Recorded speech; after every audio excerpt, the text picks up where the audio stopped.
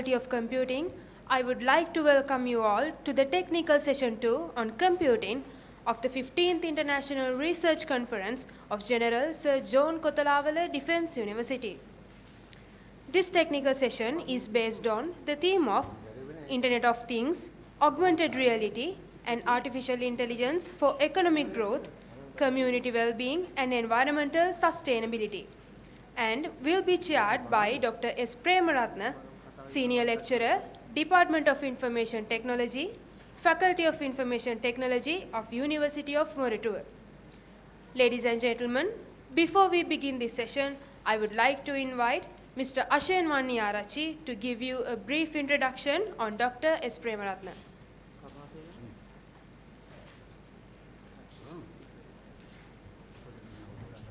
In multimedia systems. He obtained his Doctor of Philosophy in Informatics from Malaysia University of Science and Technology in Malaysia. His research interests are multimedia systems, data mining, multimedia information retrieval. He has published several research papers in international journals and conferences. He was awarded the Outstanding Research Performance Award in 2019 from the University of Moratuwa, and the Innovative Researcher in Multimedia Systems awarded sponsored by the World Research Council in 2019. He was awarded the Best Researcher awarded in the International Scientist Awards on Engineering, Science and Medicine held on April 2021. Sir, I cordially invite you to chair the session.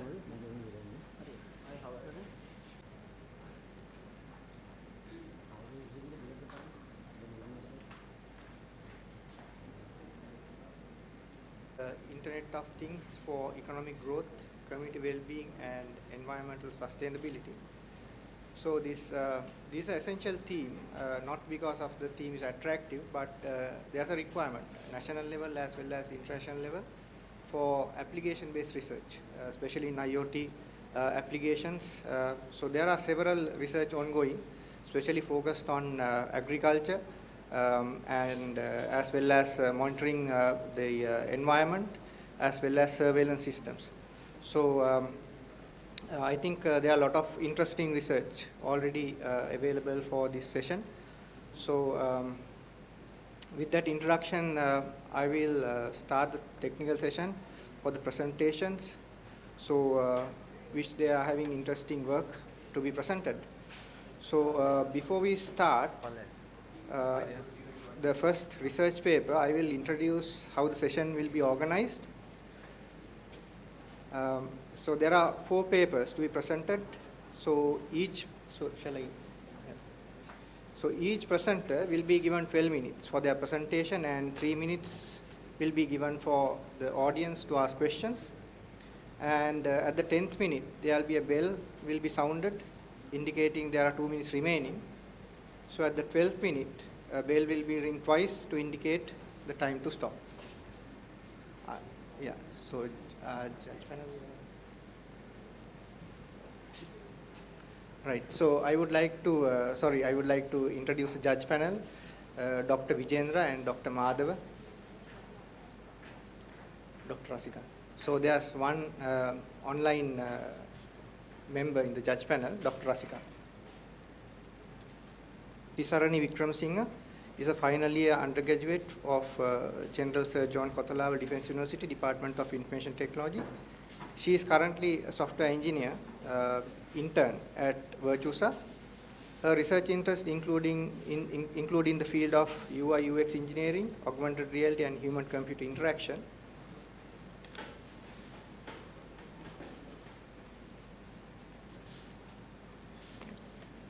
So the title of the research paper is an augmented reality-based approach toward furniture shopping. So I would like to invite Ms. Tisarani to present the research work. Performing business all around the world. It consists of retail, wholesale, online marketing, finance, manufacturing, online booking, online publishing. As you all know, furniture retailers adapt for the new technologies. Retailers need to have website to sell their products online. So we have found that the biggest challenge of online furniture shopping means it doesn't give a tactical experience for the customers. So customers need to get the real-time experience of furniture products. This research focusing on creating an Android application to support online furniture shopping, which enhance the customers, online shoppers, to take a good look when it actually furniture may look when it arrives.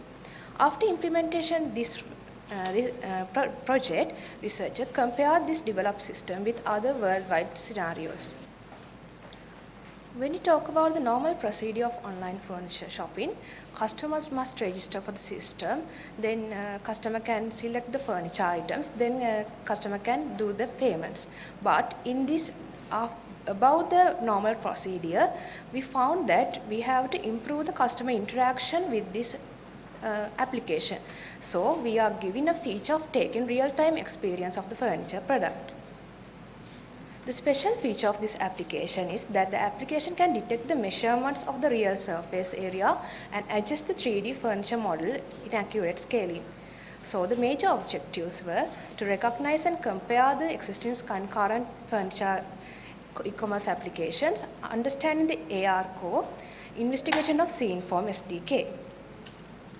When we go through the requirement analysis, for requirement analysis in data collection, we have gone through the qualitative and quantitative methodologies.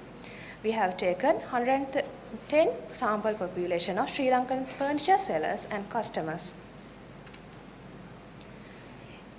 In results of analysis, we have identified most of them are interested in searching for furniture products, and they are using many methods for searching furniture products. When you talk about the challenges in physical furniture shopping, it is difficult to go through the products available in the store, time wastage, confusing the ideas given by the retail shoppers, and also it doesn't and also it is expensive, and sometimes doesn't some are not present in all the items in the stores. So when we talk about the satisfaction with other applications in online platform, here you can see most of them are not satisfied with that applications. When you talk about the difficulties with current online furniture shopping, most of them are not giving tactical experience, so customers cannot understand the quality of the furniture items. So we are giving solution for that. So the identified problem was customers are mostly bothered to order furniture product using online platform, as it does not give in a real-time experience. So our main aim is to implement an Android application by using augmented reality to help furniture shopping, which will assist the online customers with taking real-time experience. So for that we have gone through the existing and current available applications. In Sri Lanka, there are few online furniture applications, but in other countries we have seen many applications. So we have identified the strengths and the weaknesses. As we know, the strengths were they are giving a 3D model of the furniture model, but as when we go to the limitations, they are not giving the rotation of the model, scaling is not correct, and also some other things. So the functional requirements of this project is here you can see two users as administrator and the customer. This is the overall system architecture. When we go through the 3D model of the furniture item, we have gone through many technologies which can be used to get the preview of the 3D model. From that, those technologies are AR Foundation, Google Core SDK for Unity, Unity AR Kit plugin, AR Kit for Android, AR Core for Android. After that, as this is an Android application, we are choosing AR Core because it is giving features for plane detection, plane horizontal and vertical plane detection, feature point detection, flight estimation, hit testing, image tracking, 3D object tracking, environment problems, face tracking, and cloud anchors. When we go through the methodology, For this software requirements, we are choosing Android SKA, SceneForm SDK, Scene Graph.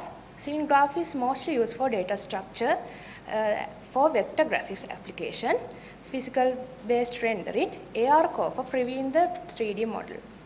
Here this technical stack we are using. So when we go through the system designing, we are using Android application. For database, we are using Firebase. For previewing the items, we are using SceneForm and AR Core. We can store the GLB file of the 3D model in the Firebase, and we can use AR Core to preview that item using our mobile application. Here you can see the procedure of previewing the 3D model in real time. First, the steps were applying the display mode method initializes the Firebase 3D model attached to the child node of the scene graph. A temporary file with global extension is made. When we go into the implementation procedure, you can see the modules of this system. In this system, a user can register for the system and go through these applications. And after that, you can choose then item from this category, and after that you can preview the item and all the features of that item you can see adjusting by the furniture model. Then we have tested the application in the results and evaluation process. For evaluating the accuracy of this system, we have tested the furniture item by giving to the furniture shops and other clients. So you can see the photographs of the 3D models of furniture items in real time. So these are the functionalities of the system and the features of the 3D object visualization. You can see the accuracy that given by the responses. Then this application is compared with the real world scenarios. Mostly the other applications were other countries' real world scenarios. You can see our application has the most features other than that. Other works, we have to go through the other applications, and also we have to match that interior 3D model with interior architecture and match with other furniture products. And also we have, as it is a Android application, we have to develop it for iOS application also. Researcher, then we have gone through that the implementation more contribute for the Sri Lankan furniture industry and also other countries. By utilizing this AR, we can accomplish the objective that we have got previously. So this system can be maybe more useful for that Sri Lanka also. Thank you. The audience to ask some questions. Yes, Ms. Tisruni. So, is there any specific reason that you decided to develop a mobile app instead of going web application? Did you get that in your requirement analysis? So, any users tell that it's better to do a mobile app instead of web application? Yes, sir. In requirement analysis, we saw that most of the users are using mobile applications now. Because of that, and it also mobile application is very easy to use than web application. And also in Sri Lanka, we can see only few furniture applications, mobile applications. Because of that, we are going to implement a mobile application. Thank you. Why do you think this kind of system should be in place practically? Why do you think it is in? Yes, because we cannot take a tactical real-time experience in furniture models in other applications. And in this application, we can take the accurate measurements of that object, and also the quality of the object can also seen in real time. Customer can go to the showroom and they can. Customer can go to the showroom and take the item and take the real-time preview of the item. Okay. I have one question. Thank you very much for introducing this very practical kind of solution to a real problem in high-rise buildings where the space is limited. So in the hotels or office environments, so furniture should match the available area as well as the requirement. That's for the hotel rooms or conference or whatever requirement. So how did you consider that aspect in your solution? Yes, in my solution, actually, we can move that object anywhere. So we can move that object to anywhere, and we can compare that item with other items.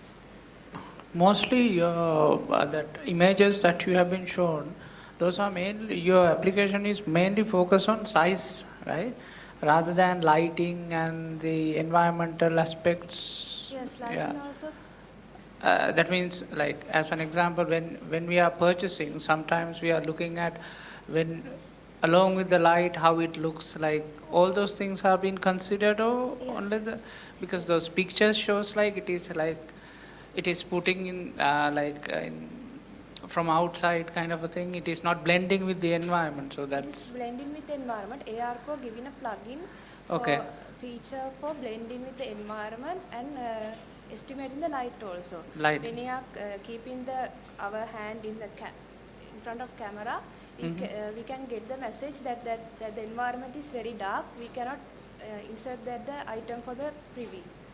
And also another challenge is going to be, as it is 3D blending, plug-in and everything, you need to have a very sophisticated mobile phone, right? Is it?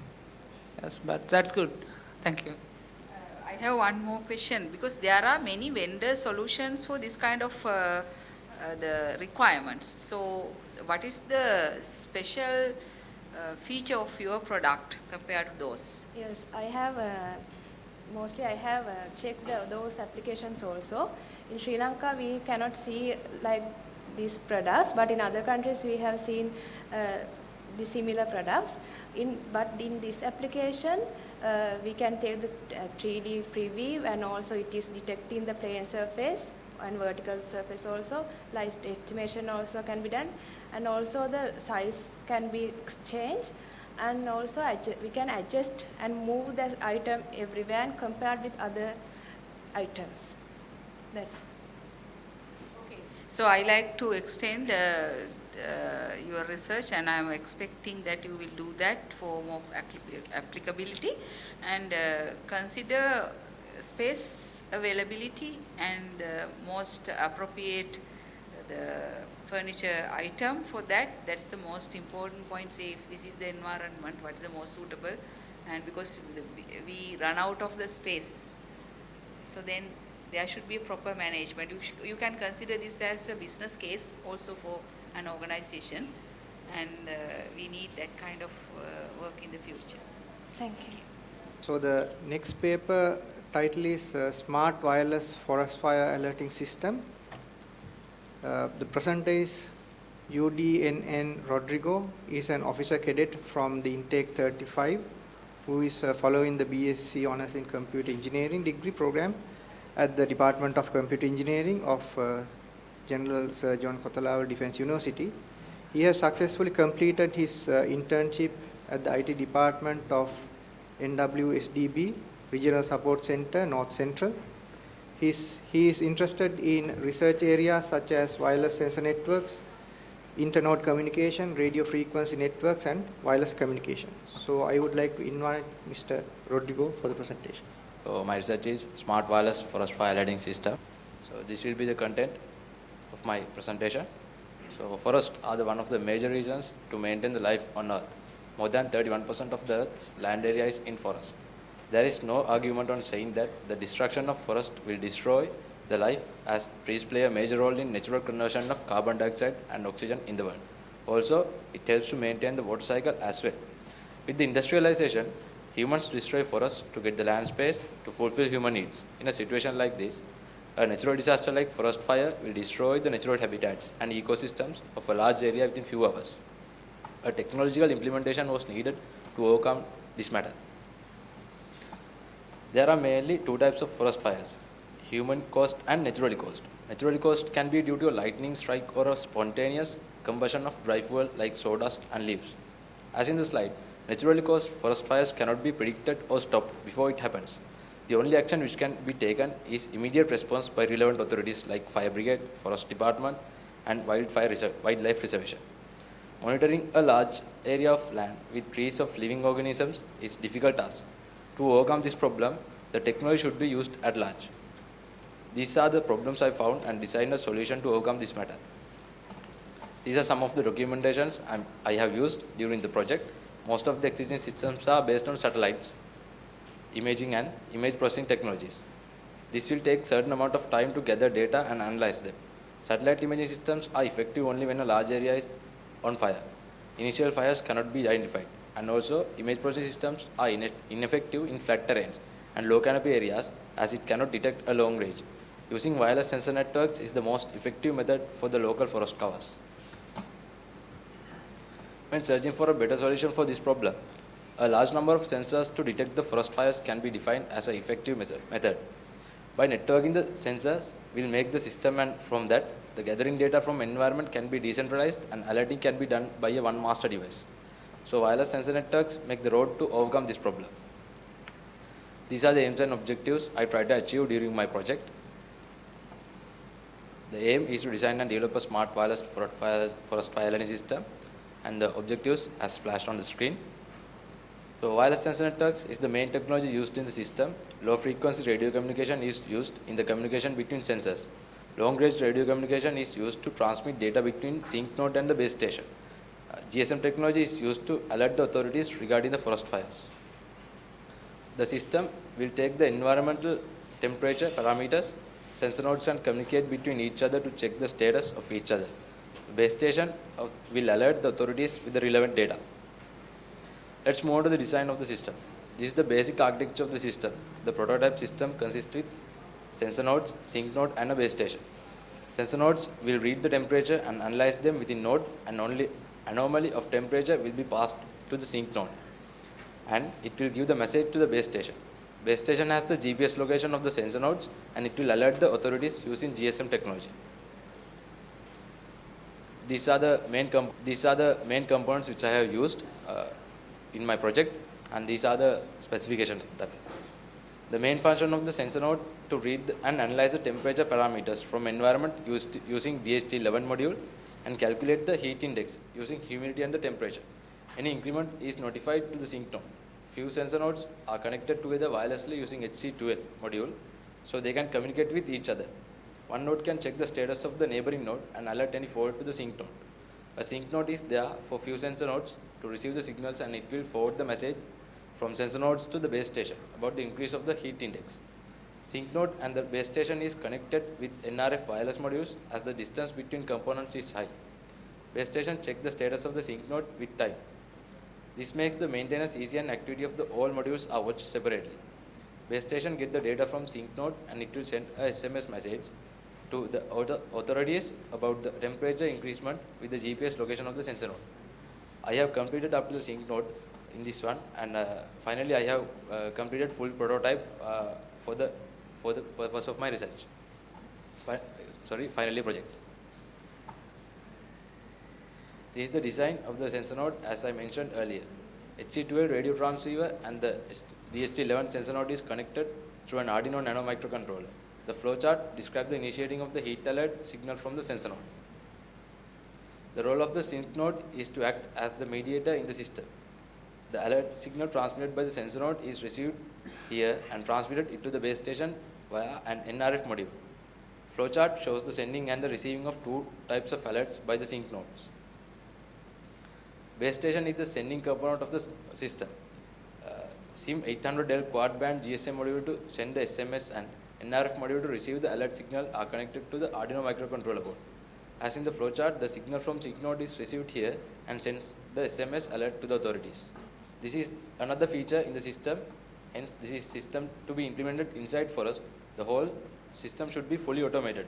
I have described how the temperature alert has automated in the system. This is how the sensors communicate with each other to check the status of each other. One sensor will send a check signal to the other sensor. At that time, the second signal is listening state. If the second signal receives a signal at that stage, the sensor node will send a signal to the first sensor node. Else, Second sensor will send another signal to the sync node that the failure of the first node.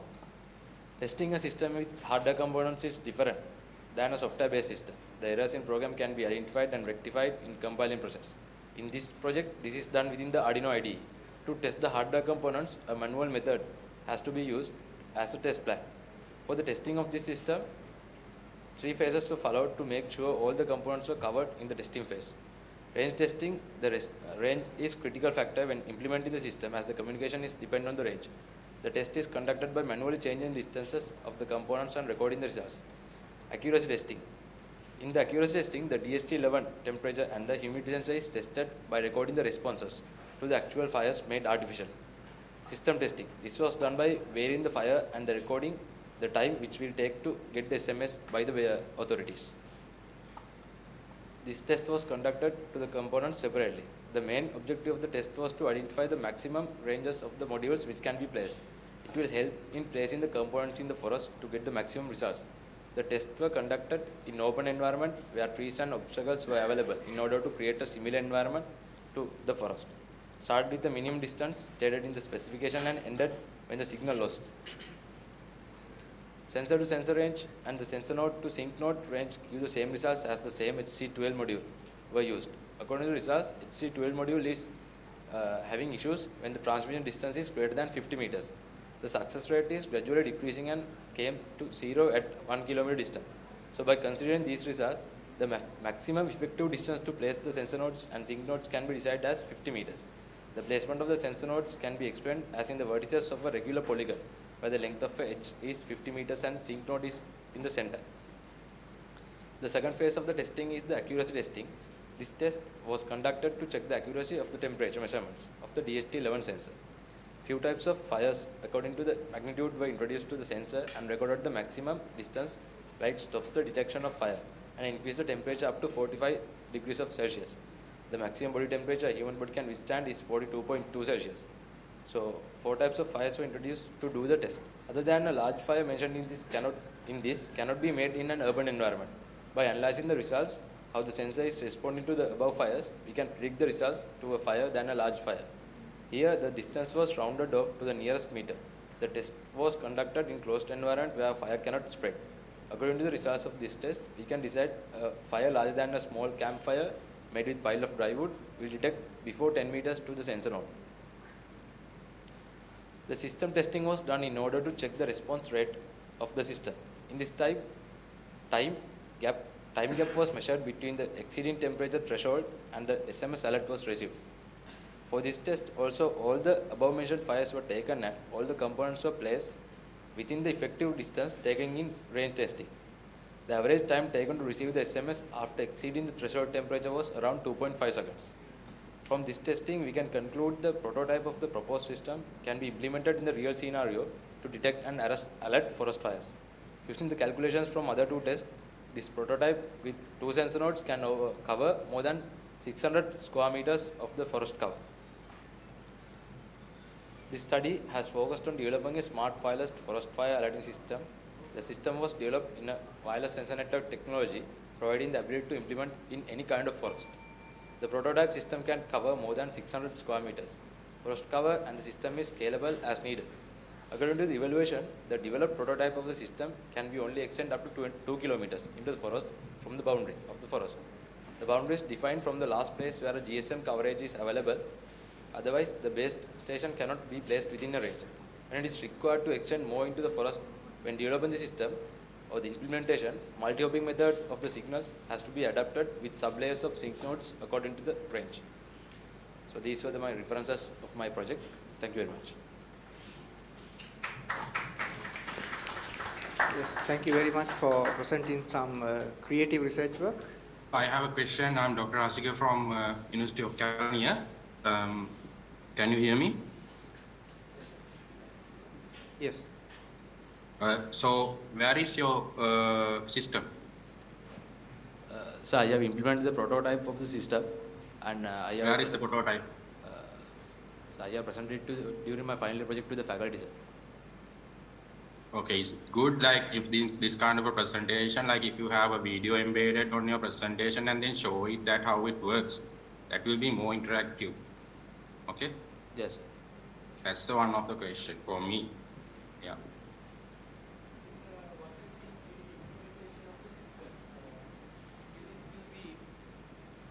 In the implementation of the system, will this be feasible enough when compared to the satellite image-based systems in covering the area? I mean, Yes, as I told, in this prototype, only we can cover up to 600 square meters of the forest.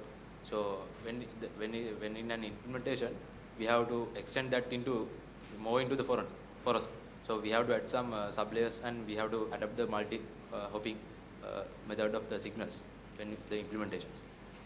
Now your system, it is going to detect a situation before the fire is going to happen.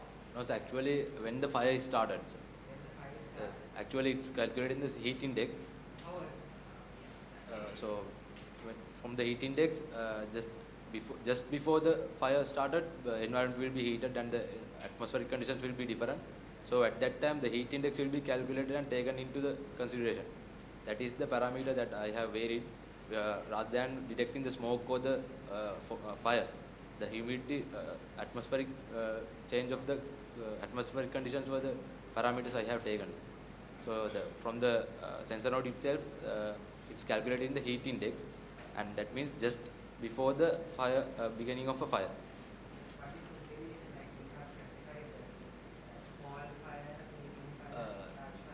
Yes, I have tested, for the testing purpose, I have made few fires, like a candle fire and a small burning of small garbage, of household garbages. And after that, I have made a pile of wood, like to set up like a campfire. So that will make a good fire. So finally, that was considered as the large fire. So other than a campfire, type of a campfire like that, other than that one, any fire can be detected within 10 meters.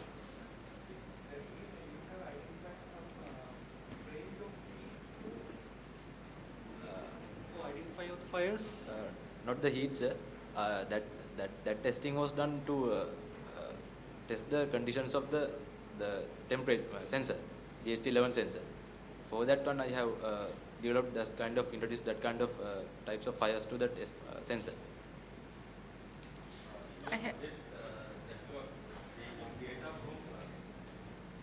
From a wireless sensor network, no? Yes. So how are you going to supply power for those sensors? That because the power supply is, I think, a main concern when you are doing this kind of project. Yes. So how we are going to supply power for those sensors? So I have designed them to use the solar power, sir, because and also the system was designed and programmed to have minimum use of power. So when the system is, there are a certain time period that system will go wake from the idle mode and check the status of the environment and also the neighboring sensor node. After that, again it will go to the idle state to conserve the power. So for power also, I have taken the solar power as the power. And solar power is individually provided for each and every module. It's related to the work related to the fire brigade as well. Yes. So how do you define these ratings or categorize this is a small and big, and so did you follow any standards related to actually, that's the confusion going on. That fires I made only for the testing. I mean, I have introduced a candle to the sensor and recorded the parameters and the conditions how the sensor is responding. So after that, I have increased the the size of the fire. I think you have to consider this as a future work if you haven't Yes. done. So we can't do this kind of classifications without considering the global context. Yes. So consider how your research related to the global context related to the fire management. Yes, ma'am. Thank you. Yes, so thank you. And the next presented paper is towards an IoT-based vehicle management system for vehicle tracking and vehicle diagnostics with OBD2 telematics. So it will be presented by Nisansala Dabarera. So she is a final year student at General Sir John Kothawala Defence University, Department of Computer Engineering. She is currently working as a software engineer, intern at Mitra Innovations. Her research interests include the fields of IoT, machine learning, wireless technologies, and embedded systems. So I would like to invite Ms. Nisansala to present the research work. Good morning all. My research paper title is Towards an IoT-based vehicle management system for vehicle tracking and diagnostic with OBD to telematics. My co-authors are Dr. Weerawardana, Mrs. RHNS Jayathissa, and Ms. N.T. Jayatilake. Let's move to the contents. So, if I give the introduction to the vehicle management system is more important in fleet management area because there are a vast number of vehicles in managing. So, rather than using a single vehicle user, it is very important usage of vehicle management system for fleet management area.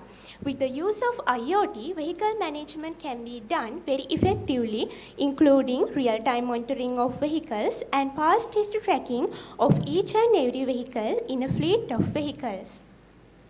So, for a vehicle management system, vehicle tracking and vehicle diagnostics are very important as other features in fleet management also depend on them, like driver management, vehicle fuel management, and vehicle maintenance management, etc. So, vehicle tracking and diagnostics are mainly focused in this project. For vehicle tracking, we can use GPS technology, and it is reliable to use onboard diagnostic technology for vehicle diagnostics. So, as this diagram represents, the CAN bus network connects electronic control units, which consist with sensors, and those sensors readings can be taken through the OBD port from the OBD scanner by plugging it into the OBD port in the vehicle, as well as a GPS module is also essential in taking GPS data of the vehicle. So, this table represents the techniques that used for existing systems like GPS, OBD, GSM, and external sensors. Mainly GPS has used for location tracking, calculate the distance, vehicle speed calculation, and location tracking is mostly used in those systems, but less number of systems have used the methodologies to calculate the distance and vehicle speed calculation method. And onboard diagnostic also has used in many existing systems, but integrating GPS and OBD data hasn't found in existing system. So the GSM technology is also concerning technology that mostly used for taking the SMS service, but less number of systems have used GSM technology to connect to the internet. External sensors also have used in vehicle management system to take the vehicle parameters, but that is an additional cost if we consider about using internal sensors inside the vehicle. Let's move to the problems. So, the problems recognized are lack of monitoring the vehicle parameters in real time and lack of combining GPS and OBD data for fleet management functionalities, and always depend on a mechanic to know about the vehicle conditions. So, that is a cost dependent method, always depend on mechanic in an area like fleet management. So, is a disadvantage of using always depend on mechanic person. And another problem was the lack of reliable and cost-worthy vehicle management system in the market.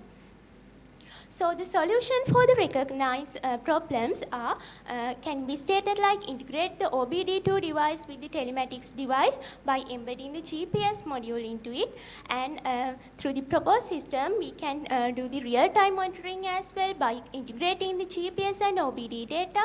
So through the real-time data as well as from gathered data can predict the vehicle's condition and send notification as well as alerts if any abnormal condition is detected.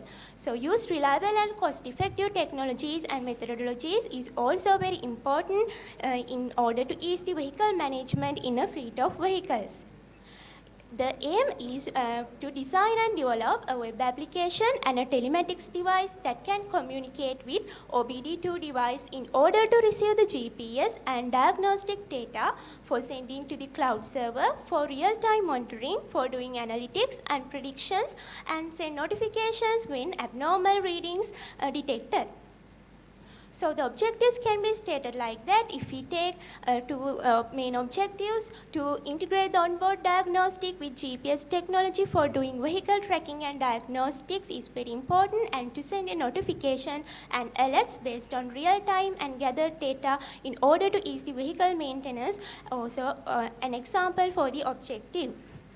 So this is the approach that I have followed to do the research project. So the used technologies can be categorized like that. If we take the hardware technologies, there are two main components, OBD device and telematics device. The OBD device I have used is ELM327 Bluetooth OBD scanner. That is more reliable scanner. We can communicate with the Bluetooth connection. And the telematics device also consists with GPS module, XC-Fly Bluetooth module, and GSM SIM 900 module, as well as DC to DC converter together connected to the Arduino Mega board. These are the technologies used for designing web application, and MongoDB Atlas database I have used as the cloud database, and for cloud server I have used MQTT broker because it uses MQTT protocol, which very reliable protocol and lightweight protocol, always can communicate with lightweight Arduino sensor data. So this is the design of the system. Telematics device communicates with the OBD device with the Bluetooth communication. So OBD device has to connect it to the OBD port in the vehicle, then can receive the OBD data through the OBD device, and those data as well as GPS data all together sent to the MQTT broker that act as a cloud server. So the data sent to the MQTT broker using GSM technology by connecting to the internet. So the MQTT broker in real time send the data to the web application as well as to the MongoDB database. So this is the implementation of web application. This represents home page of the web application.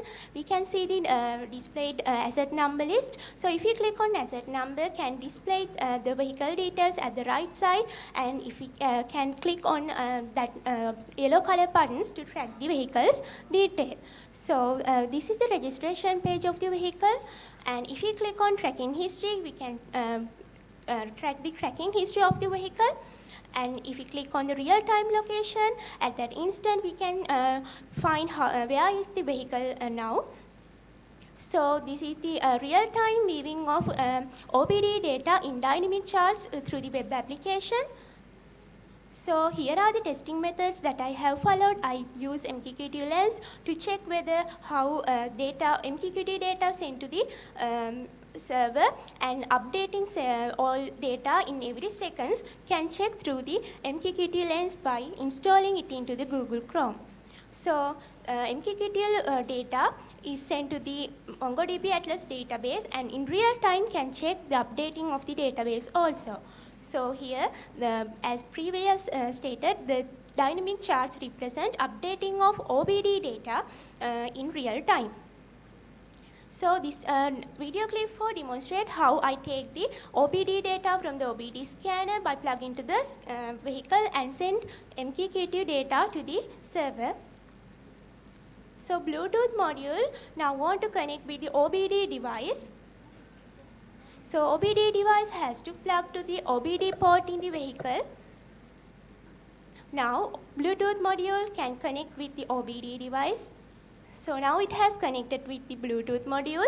So we can on the ignition of the vehicle, then can read the OBD data from the network. So GSM module also essential to send the data to the server. So through the serial monitor, now we can see the GSM module start to connect the MQTT server. Now it has connected to the network and then has to connect with the MQTT broker. So now it has connected and already connected with the OBD scanner also and receive the OBD details like battery voltage. So through the web application, we can visit the updating of the dynamic data, OBD data in real time through dynamic charts, like can see battery voltage, short-term fuel trim bank 1, short-term fuel trim bank 2, and long-term fuel trim bank 1. The values taken from the OBD scanner updating in real time. So these are the serial monitor readings that I took when OBD readings are reading. So this shows the table. This table shows how I took the 5 models of the vehicles and tested the OBD readings. The sensor data are different on those vehicles because all vehicles are not consist with same sensors. So this represents the taking the OBD data when ignition is on and when vehicle is moving, and fuel consumption also calculated by OBD readings by fuel flow divided by speed. Fuel flow is also OBD reading parameter given by vehicle. If fuel flow sensor is not available, we can take the fuel flow using MAF reading. And mileage calculation is also done through this application. These are the future works like keep records on trips, and fuel consumption needs to be displayed in web application and send alert based on real time and gathered data, so has to predict the vehicle maintenance according to the diagnostic data. Here are the references. Thank you. Actually, thank you very much. Dr. again here. So what is the novelty on your project? I mean the research? Novelty is integrating the GPS data and onboard diagnostic data to resolve the fleet management activities.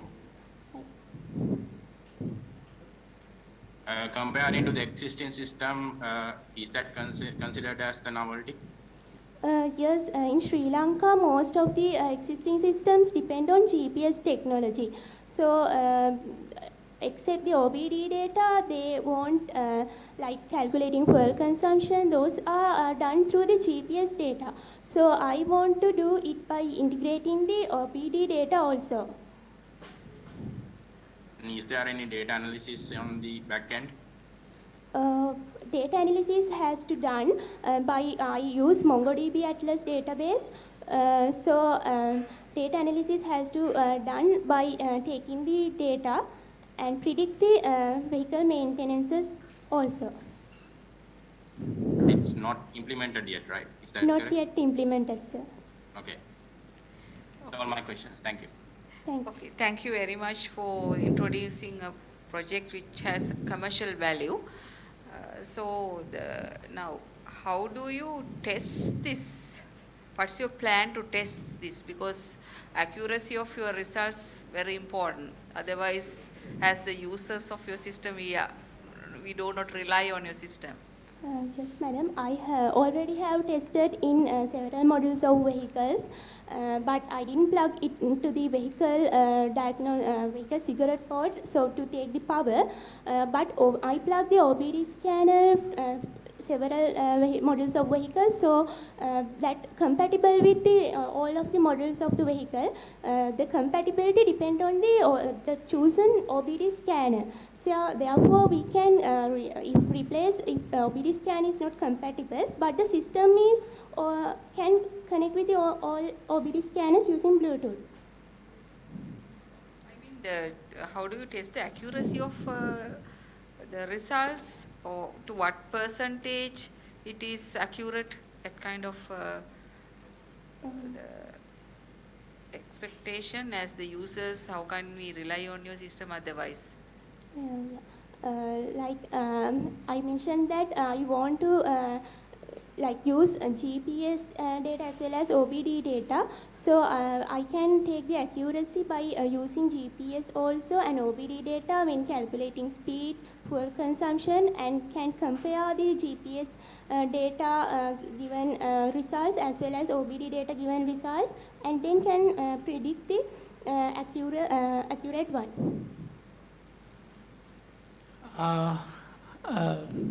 Actually, thank you very much for showing that kind of, because this is the first time I saw a practically implemented system from any of the candidate in a technical kind of a research work. Anyway, what I need is like there are lots of security concerns are there, like because you are showing all the things about the OBD data to through the web system. So is there any kind of a arrangement is there, or do you have any idea about how to secure your data? Like because it is running through the web platform, I guess. Yes. Yeah, that has to implement it, sir. I give authority for the fleet operators only to that should implement it. And also, is there any idea about going for the mobile application? Like, is there, because as it is web, easily we can go for Android, I guess. Yes, sir. I want to do that method in both ways, from web application as well as mobile application. So first I implemented web application, then after the overall ending of the project, I want to test it with using mobile application also. Just a comment. Thank you very much. Okay, thank you. So I think so these are preliminary stages of your research work. You have a lot of expansions to be done maybe in your postgraduates. Right. So the last paper is titled Simultaneous Detection of COVID-19 and its Pneumonia using Multitask Learning. So the presenter is Mr. Nipun Nadeeshana. So he's a final year undergraduate student of the Department of Computer Science, General Sir John Kothalawa Defence University. Nipun is currently working as Associate Engineer, Technology at Virtusa. He is keen to learn new technologies and his research interests include machine learning, deep learning and fintech. So I would like to invite Mr. Nipun to make the presentation. Of the research that I have been involved in the past few months is simultaneous detection of COVID-19 and its pneumonia from chest X-ray images using multitask learning. And my supervisor for this research is Ms. WMKS Ilmini. These are the content that we'll be going through in this presentation. And starting off with the introduction, as we all know, COVID-19 pandemic has been a global disaster in the current period. And up to now, if we go with the statistics, there have been more than 620 million infected patients and more than 6.5 million deaths recorded so far. And when COVID-19 testing facilities are running on load, there can be long delays in testing results. And these delays can lead for further loss of lives. And therefore, quick and more insightful testing methods utilizing existing infrastructure can be useful to be used. Coming into the problem, the primary method for testing a patient for COVID-19 have been the PCR, which is the polymerase chain reaction test. These tests normally take 6 to 8 hours to produce a result, and when the testing facilities are running on load, there can be delays of up to 3 to 4 days. Rapid antigen tests and rapid RATs have been introduced to shorten the test time, but testing capacity can be scarce due to high demand and short supply when the testing requirements are high. Both of these methods require a dedicated test kit per patient, which can add up to high costs. And both these tests can only detect if a patient is positive for COVID-19 or not. And as we all know, most of the deaths have been recorded not because they become positive for COVID-19, that's because of further complications that can be occurred with pneumonia. So it can take further time to check if the patient have any pneumonia-related complications out of one of the above test results come out. So going into the related works, using deep learning methods to analyze radiologic images to diagnose COVID-19 is an ongoing research area. And the two main modes of radiologic modalities that have been used in this research are computerized tomography, as we all know, CT, and chest X-ray images. Because of the common use of X-ray imagery in diagnosing many other diseases from a long time, they are known to be more fast, affordable, and accessible to everyone than CT. Therefore, they have been more focused on chest X-ray images than CT in research on COVID-19 detection. So as we all can see, the related works that I have referred for this research, all of these researchers have only detected just one condition, either COVID-19 or COVID-19 pneumonia, and the data sets have been low, and they have used different types of pre-trained model architectures, and as I pointed out in the table, the use of multitask learning is not existent in these researchers. So coming into the gap in the literature that I identified, no existing work has simultaneously detected COVID-19 and COVID-19 related pneumonia within the same model. And multitask learning is not used, and sizes of the data sets have been relatively small due to the novelty of the disease. And no work has provided a proper UI or an application for users to interact and take use of the model. So the overall architecture of the proposed system would be the users can input a chest X-ray image through a provided web interface, and then the image will be transferred to a machine learning model, and the model will detect the chest X-ray image and do the identification part and hand over the results to the UI. And the results would come out as, if the patient is positive for COVID-19, he'll be further tested if he has any pneumonia condition or non-pneumonia condition. And if also the person is non-COVID-19, he'll be further tested if he has non-COVID pneumonia or if he's completely normal.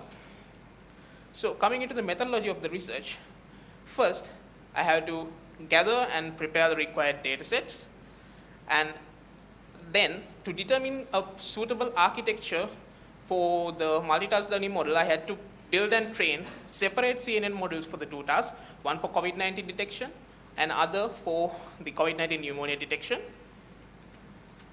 And then I had to build the multitask CNN model, which will detect both the conditions in the same model, and then testing and fine-tuning the model, and develop the web app and UI, connect the model, and generate test results for user inputs and the evaluation of the system.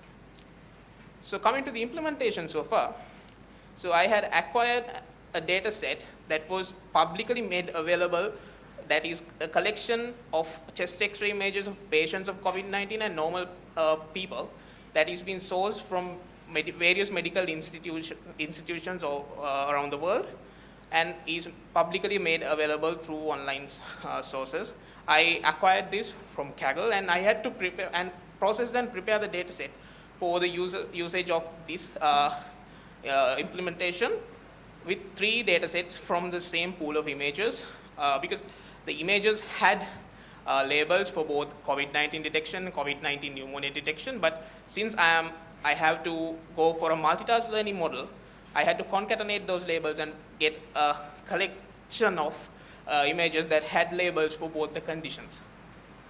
Then I trained a model to determine the model architecture that can be used for the COVID-19 positive and negative detection, and it was a model that had 1.4 million trainable parameters, and then I had to build and train a model to detect COVID-19 pneumonia condition. We choose the same model architecture as the previous model, but with modifications to facilitate the 3-class classification, which is COVID-19 pneumonia detection, normal pneumonia detection, and no pneumonia detection.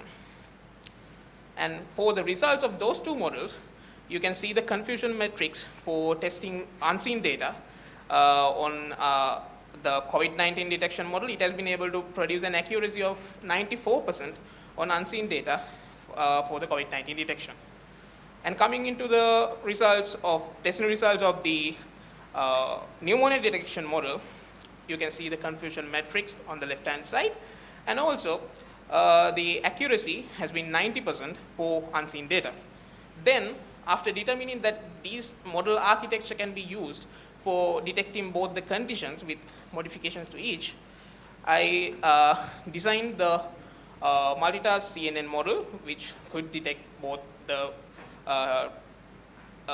tasks. And as you can see, it has 2 branches, one for COVID output and one for pneumonia output. The COVID output is a binary classification, and the pneumonia output is a 3-class classification, and they use different loss functions and binary cross entropy for COVID output, and sparse categorical cross entropy for the pneumonia output. And these are the summary of current results that I could achieve. As I mentioned earlier, the model 1, the binary COVID-19 classification model, for 20 epochs, it was able to produce 97.7 on training accuracy.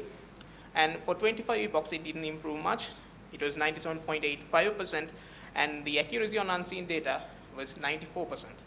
So the model 2 is a completely different model that I tested for the COVID-19 pneumonia detection. And it was, although it could give decent training accuracies on training data, but accuracies on unseen data was really low, suggesting that the architecture is not suitable and the training is overfitting all the time. And the second model for the pneumonia detection, it's the modified model of the model 1, and for 32 epochs it was able to produce 91.2%, and the accuracy on unseen data was 90%. So this further solidifies the conclusion that the model architecture that both these models use is suitable for both the conditions. So using that architecture, I built the Multitask Cnn Model. For 12 epochs, it was able to give 97.4% on training accuracy, and the accuracy on unseen data is 80.1%. This is because due to computational resource limitations, I had to use a reduced data set because for Multitask CNN model, when training, the data set is loaded twice at the same time, and the memory requirements are very low. And to address this, I'm currently implementing a data chunking class, data chunking method, and also planning on using a high performance computer to train the models. So coming into the future works, finding the accuracy of the Multitask CNN model with better training. And as I mentioned in the methodology, build the web application and connect the model in the backend to produce web results for chest X-ray images sent from the front end, and also do the further testing and evaluate the performance of the overall system. So these are my references, and these are my acknowledgements. Thank you. So I'm Dr. Asika here again. So comparing to the machine learning, do you have any comparison with the machine learning approaches and the CNN in here? You are not using machine learning in here, so that was my question, like other than CNN. Yes, sir. Because I'm dealing with X-ray images, I proved that CNNs are the most viable method. I can't hear you. So with the use of X-ray images, I thought CNNs would be more viable for this type of an implementation. How about the efficiency then? Is it like these CNN algorithms are like giving you the results quite faster comparing to the machine learning? I haven't compared it with other implementations of machine learning, sir. Because that you were discussing in the quickness of the results in the very beginning, so you had to look at for that as well. Okay. Okay, sir. And have you validated this model? And no, have sir. you checked the overfitting? Sorry, sir? Okay, first question is, have you validated this model? Not yet, sir, because it's Model an ongoing validation. research. It's yet to complete the evaluation part. And did you check the overfitting on this? Because CNN Yes, sir. does have the As chance of now, the overfitting. multitask CNN model is overfitting because of the reasons that I mentioned. The training limitations because of computational power. I had to use a reduced data set, which is the size of 1/3 of the original data set. And I am currently implementing a data chunking method to load the models part by part, and also using high performance system to train the model. What do you think about the users that does not like to face for an X-ray, other than taking the COVID like rapid antigen test? Some people don't like to face for X-ray. That's why I'm. That's a problem that I hadn't considered. I just consider those. That's all my questions. Thank you, sir. I have one question to ask. How do you consider other complications in addition to the damage to the lungs due to COVID? In addition to that, if you are considering the different cases, so there may be so many other reasons. So how do you consider these in this diagnosis? For pneumonia, madam? Yeah. Madam, the most commonly available spread pneumonia is a bacterial pneumonia, and it has differences in the infection. Have you considered that in your Yes, madam. work? Yes. It is able to determine whether the patient has COVID-19 pneumonia or normal pneumonia. So like family history and combination with other cases like that, No. there may be many Yes. other reasons. So otherwise this research will not be valid if you do not consider those. And also, how did you consider the ethical consideration? Yes, madam. For the data set, yes, madam. It is a collection of images that is voluntarily provided by patients and. Research, I think you have to go to the rigorous process of ethical clearance if you are getting data. So I think you have to consider that aspect as well. Okay. Thank you. Right. So yes. So in this type of research, I think the basic question was when you have one particular technique implemented, you have to check with the available possible other methods as well. Then it is easier for evaluation. So so we have come to the end of this presentations. Right. So if I summarize what we have had in this session, so we started with augmented reality-based application for furniture shopping, so which is very attractive and innovative. As well as we have we had another paper called Smart Wireless Forest Fire Alerting System. So there's a much necessity as well as a national requirement as well. And then we had another paper, IoT-based vehicle management system and tracking and diagnostics based on OBD2 port telematics. So that was also very much applicable for real-time vehicle and fleet monitoring. And finally, we had simultaneous detection of COVID-19 and its pneumonia using multitask learning.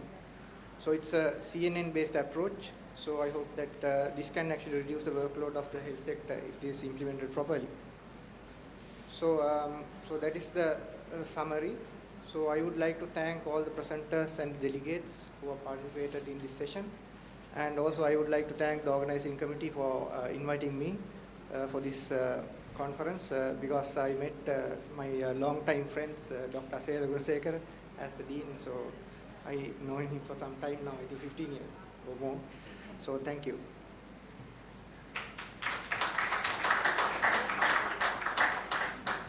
Now we have come to the end of the Computing Technical Session 2. Now I would like to invite Dr. S Premaratne, the chair of the session, to present certificates to the presenters. Mr.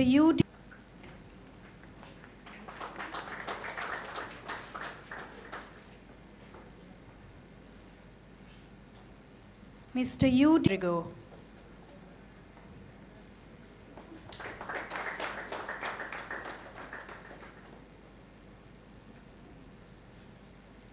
Ms. WMKS Dabarera.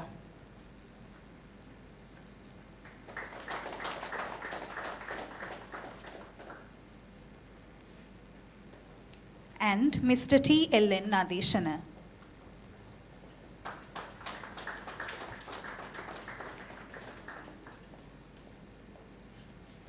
Token of appreciation to the chairperson.